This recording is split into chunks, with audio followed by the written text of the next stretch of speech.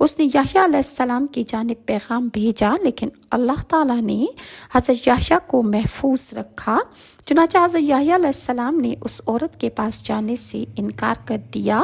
اس عورت نے ان کے قتل کی ٹھان لی اور بنی اسرائیل کے لیے ایک دن عید کا مقرر تھا۔ اس عید کے دن کا یہ دستور تھا کہ بادشاہ سے جو عہد کیا جاتا تھا اسے بادشاہ ہر صورت پورا کیا کرتا تھا۔ بادشاہ نے جب عید کے لیے روانہ ہونے لگے تو ملکہ نے اسے رخصت کیا۔ بادشاہ نے ملکہ سے پوچھا کہ وہ کیا چاہتی ہے۔